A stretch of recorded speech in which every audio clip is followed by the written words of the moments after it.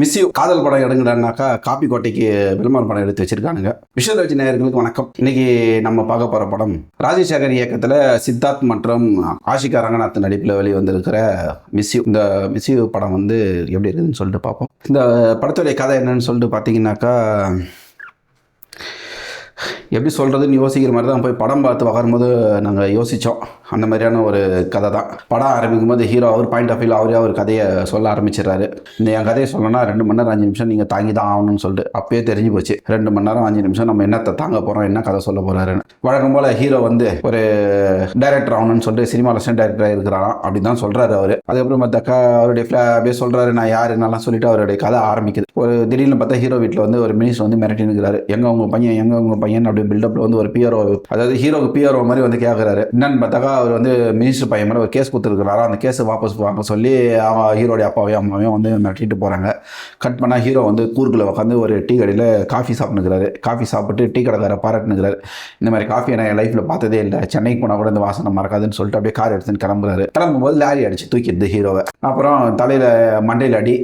ஒரு 2 வருஷம் விஷயங்கள்லாம் மறந்துடுறாரு லைஃப்பில். அவர் என்ன நடந்துச்சு அப்படின்றத மறந்துடுறாரு. அந்த 2 லைஃப்பில் வந்து இவர் அந்த மினிஸ்டர் மேலே போட்ட கேஸையும் மறந்துடுறாரு. அதனால மினிஸ்டர் இவரை மன்னிச்சு விட்டுறாரு. உங்களுக்கு ஞாபகம் வந்துச்சுன்னா என் சாவு உன் சாவு என் கையில் தான் அப்படின்னு சொல்லிட்டு போயிடுறாரு மினிஸ்டர். அதுக்கப்புறம் ஹீரோ வந்து இப்போ ஹீரோ ஃப்ரெண்டுங்கெல்லாம் அப்படியே இருக்கிறாங்க. ஹீரோ என்ன பண்ணுறாரு, அவர் தான் சினிமா டைரக்டர் ஆச்சு. அடிக்கடிக்க கதையை தேடி பயணப்படுறாரு. அந்த மாதிரி பயணப்படும்போது ஒரு பெங்களூர் போகிறார். பெங்களூரில் போய் நம்ம நடிகர் கருணா இருக்கிறாரு. கருணா கூட வந்து ஃப்ரெண்ட்ஷிப் ஆகி தங்குறாரு. அங்கே நம்ம கதாநாயகி ஆஷிகா ரங்கநாத் அதை பார்க்குறாரு. பார்த்த முதல் பார்வையிலே காதலில் விழுந்துடுறாரு. போயிட்டு அந்த பொண்ணுக்கிட்ட காதல் சொல்கிறாரு. இப்படிதான் போகுது இந்த படத்துடைய கதை. காதல் சொல்லும் போது தான் ஒரு பெரிய ட்விஸ்ட்டுங்க. என்னன்னு சொல்லிட்டு பார்த்தீங்கன்னா, ஏற்கனவே இவருக்கும் அந்த ஆஷிகா ரங்கநாத்துக்கு கல்யாணம் ஆகிது. கல்யாணம் ஆகி 2 வருஷம் கூட ஆகிறதுக்கு முன்னாடி ஆக்சிடென்ட் ஆனதுனால இவருக்கு அந்த கல்யாணம் ஆனதே மறந்துடுறாரு. என்னடா இது அப்படின்னு சொல்லிட்டு பார்த்தா அந்த 2 வருஷத்துல டைவர்ஸ் ஆகிட்டு இருக்கு அவங்க 2 பேருக்கும். அதனால நம்மளுக்கு வந்து கல்யாணம் ஆன கதை தெரியல. அதை மட்டும் ஆரம்பிக்கிறாங்க பாருங்க கதை.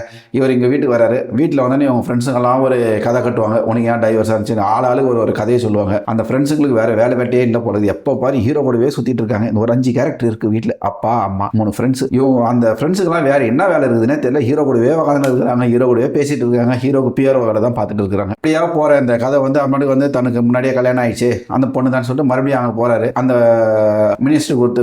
மினிஸ்டர் மேலே கொடுத்த கேஸ் தான் வந்து இவ்வளோ தூரத்துக்கும் காரணம் அப்படின்னு சொல்லிட்டு தெரிய வரும்போது அந்த பொண்ணு மேலே மறுபடியும் காதல் வருது. போய் ஒரு மினிஸ்டர் பழி வாங்குறாரு. இப்படி எல்லாம் பண்ணி வச்சிருக்காங்க. நம்ம இயக்குனர் எந்த மாதிரியான கதைகளை எடுக்கலாம்னு யோசனை பண்ணியிருப்பாருன்னு சொல்லிட்டு பார்த்தீங்கன்னாக்கா, முதல்ல லவ் படமாக பண்ணலான்னு சொல்லி வச்சிருப்பார் பொழுது.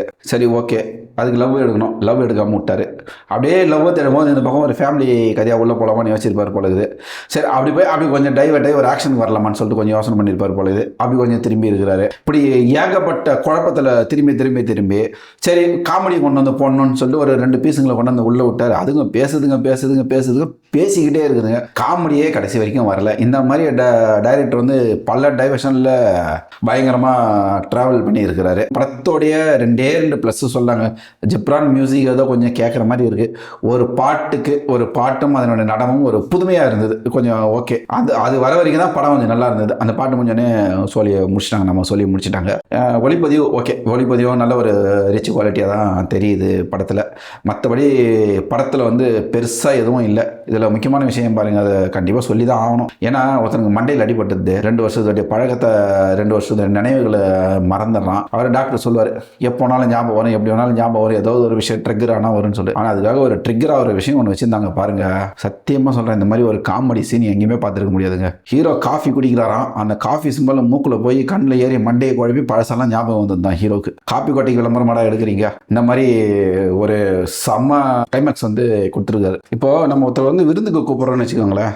அந்த இலையில சாப்பாடு, கூட்டு, பொரியல், கறி எது வைக்கிறோமோ எதுவாக இருந்தாலும் அது எங்கெங்கே எந்தெந்த அளவில் இருக்கணுமோ அந்தந்த அளவில் இருந்தால் தான் அந்த சாப்பாடு வந்து ருசியாக இருக்கும். ஒரு கமர்ஷியல் படம் அப்படின்றதும் அந்த மாதிரி தான். நீங்கள் கூப்பிட்டு வந்து உள்ளே வந்து கமர்ஷியலாக படம் பார்க்குறேன்னு சொன்னால் எல்லாமே எது எங்கெங்கே இருக்கணுமோ அந்தந்த அளவுக்கு இருக்கணும். ஒரு பொரியல் பண்ணுறேன்னு சொல்லிட்டு அந்த பொரியலில் உப்பு தூக்கி அதிகமாக போடுறது, இல்லை உப்பு போடாமல் வைக்கிறது, பாயாசத்தில் உப்பு போடுறது, இல்லை ரசத்தில் வந்து மிளகாய்க்கு பதில் வேறு எதையாவது கொண்டு வந்து போடுறது, இந்த மாதிரி வந்து பண்ணால் அந்த விருந்தே கெட்டு போயிடும். அந்த மாதிரி தான் இந்த படத்துடைய டைரக்டரும் நான் முழு மீல்ஸ் கொடுக்குறேன்னு சொல்லிட்டு என்ன பண்ணுறதுனே தேவை எல்லாத்தையும் ஒன்றா எடுத்து போட்டு கொட்டி ஒரு டேஸ்ட்டும் கொடுக்காம இந்த மாதிரி பண்ணி வச்சிருக்கிறாரு. மிஸ் யூ என்னடா இங்கே இந்த போஸ்டர் காணோம், இந்த மாதிரி தாங்க படத்தில் போய் உட்காந்து படத்தில் கதையும் காணாமல் போயிடுச்சு. மெயினாக லவ் படம்னு சொல்லிட்டு லவ் மிஸ்ஸிங், ஆக்ஷன் படம்னு சொல்லிட்டு ஆக்ஷன் மிஸ்ஸிங், காமெடி படம்னு சொல்லிட்டு காமெடி மிஸ்ஸிங், எதுவுமே கிடையாது படத்தில்.